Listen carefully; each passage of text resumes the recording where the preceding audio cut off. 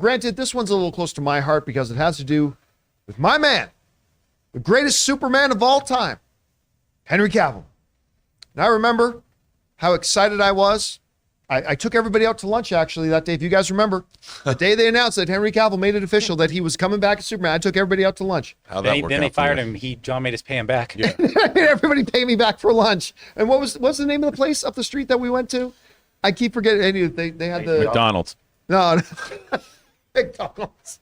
We went to the Derby or the Derby. That's the Derby room. I took everybody to lunch over the Derby room, had a good time. And then we found out he wasn't going to be anymore because, things change. And you know my whole perspective on this. I love Henry Cavill. I think he's the greatest Superman of all time. I wanted to see more Henry Cavill as Superman. But I get it. The cinematic universe, the business comes first. And if to serve the overall plan, you need a new Superman, it sucks, but I get it and I understand it and I accept it. Now, James Gunn, who is, I believe, because I love James, but I believe he is too active on social media. I don't believe he should be as active on social media as it is because situations can arise like the ones we have today. When he revealed a couple things, some people thought, maybe Superman Legacy was meant to be a Henry Cavill project, to which he replied to one person, Superman Legacy was always a separate project. Well, okay, that's fine. But then in responding to another average person on Twitter, hey, what's confusion? Superman, this, that, and the other thing. Well, James Gunn said this on Twitter. He said, over here. Superman Legacy was always around. I was hired to write Superman Legacy over 6 months ago. And I don't know why that happened. I was hired to write Superman Legacy over 6 months ago. Now, for those of you who do math, not me. That was prior to them announcing that James Gunn was taking over, and prior to Henry Cavill saying to the world that I'm going to be coming back as Superman. Now, this has caused, in certain corners and circles online, a little bit of an uproar amongst people, saying there was a conspiracy this whole time. They lied to Henry. They let Henry believe that he was going to come back as Superman when they knew the whole time he was never going to come back as Superman. Because James Gunn was already writing Superman Legacy. And here's the thing, unlike most of the time when these conspiracy theorists spout off and there's really nothing there to justify them spouting off, in their defense this time, the math. So when Henry said he was coming back as Superman, James Gunn was already writing Superman Legacy. And therefore, does that mean, as some people are proposing, that they pulled a big con on Henry Cavill, that he was never going to come back as Superman? And here's the gist of their argument. They only brought back Henry. They lied to Henry for this so he could be in Black Adam to try to boost the box office for Black Adam. All right. Couple things first.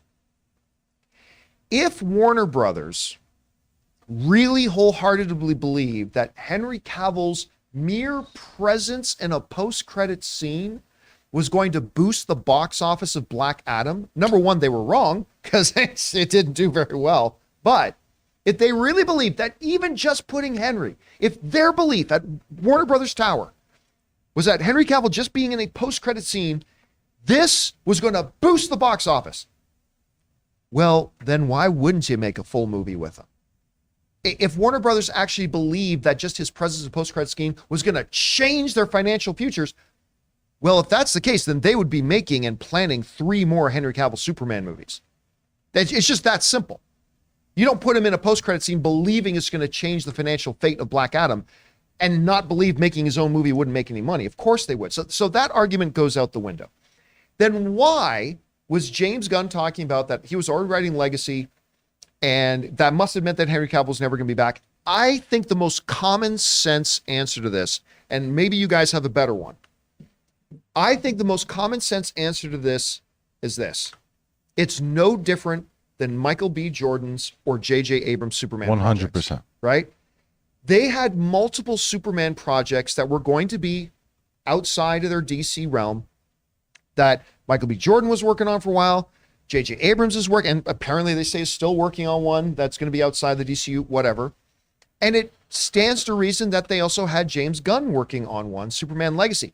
I believe, and James Gunn hasn't told me this, nobody's told me this, I could be wrong. Maybe James Gunn, who is overactive on Twitter, will jump on Twitter and refute me.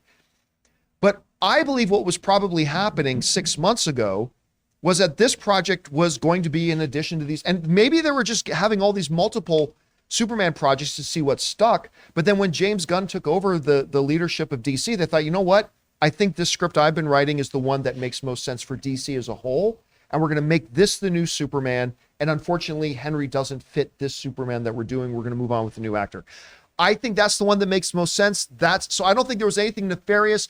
I don't think Henry got duped. I don't think Henry is so dumb that he didn't see through the ruse. I don't think they were all planning to set up Henry to tell the world that he was coming back as Superman, only to find out he wasn't. They planned it all along. I don't believe that. I think if you just take a deep breath, step back, look at it objectively, I think this is just something that naturally evolved. Guys, we want to take a second to thank a sponsor of this video, Fume. Be smart.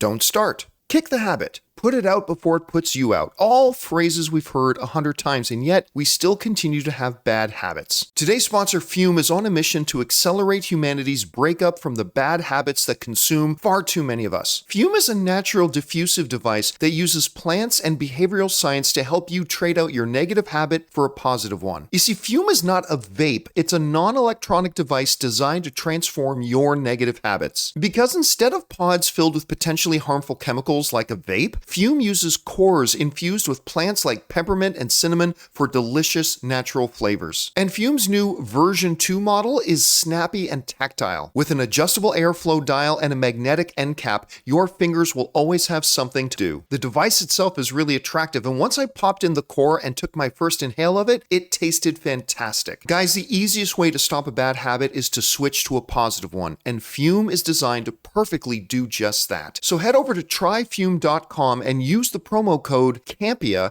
to save 10% off when you get the Journey Pack today. The Journey Pack comes with 3 unique flavors and the new version 2 Fume to help kickstart your positive habits. That's tryfume, tryfum.com, and use the code Campea to save an additional 10% off your order today. Anyway, Christian, you see the situation. How do you feel about it? Oh, there's a lot going on with this in general. Like, if you go back 6 months, if you look at that report, that's like late August. Right, so when he got hired on to do it. So that was right as the promotion of Black Adam was supposed to come out anyway. So the conversations with Henry were happening. If you believe the report, he shot his scene like a couple of weeks or so before the movie even came out, or whenever it was.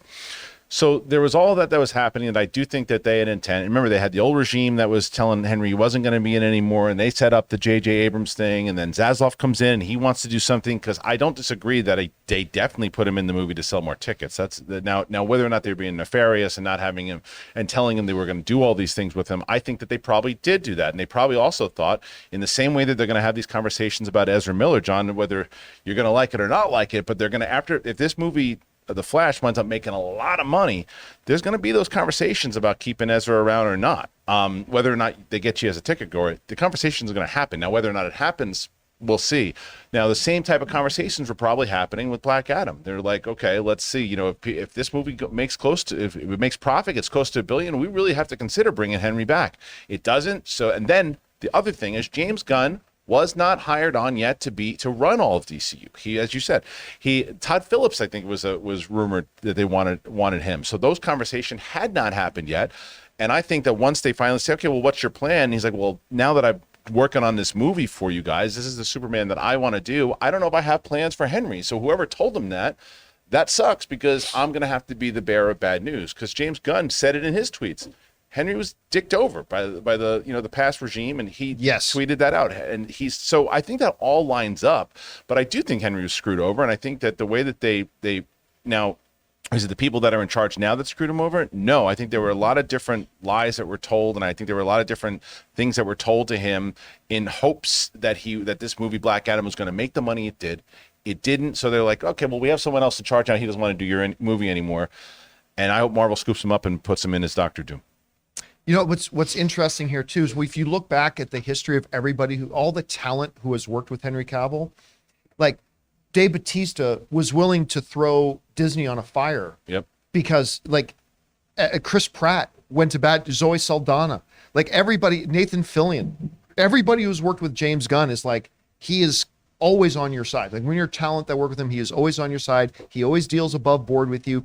That's one of the reasons I just can't believe for a second that there was anything nefarious, some concerted effort by Gunn or Zaslav to like screw Henry Cavill or anything like that. Who, by the way, is now moving on to do a lot of other stuff, including his true dream project of Warhammer. But anyway, Rob, you hear about this story. What's your perspective on it? Well, first of all, I think it's important to say when James Gunn was hired by Warner Brothers 6 months ago, that means the deal was done. So this negotiation for him to write Superman was happening way before 6 months ago. So that's 6 months. Yeah. I mean, he was working for Warner Brothers for quite some time. He worked on Suicide Squad, and I am sure the powers that be at Warner Brothers were looking at Suicide Squad taking shape and were loving what they saw. Then he went on and did Peacemaker because they greenlit Peacemaker before Suicide Squad had even come out. So they had these two projects in conjunction. I am sure they loved working with Gunn. They were having the best time. The actors were having the best time. They were having the best time. They were looking at the dailies from the Suicide Squad and then whatever was coming out of Peacemaker and going, oh my God, we got to lock this guy up. And that's when they started. They probably went to James Gunn and said, James Gunn, what do you want to do next? And you know what James Gunn said? Superman. Because what would you say? If you're working in the DC, there's no other character. He's not going to be like, I want to do Bouncing Boy from the Legion of Superheroes. He's not going to do that. Although if anybody would, he would do it. Maybe he'll bring, but that's the thing. So James Gunn did made the smart play because James Gunn is not going to do a Peacemaker Superman. He's going to do a mythic Superman for the ages because that's what anybody who loves comic book characters would do. He'll bring his own twist on it, but he's going to give you the Superman movie that everybody's wanted. That's probably what he pitched to them. Because he's not going to, I want to do the Peacemaker version of Superman. No one's going to go for that. The executives probably listened to him and said, well, that sounds great. And James Gunn's like, awesome. I'll have my people call your people and we'll start the deal.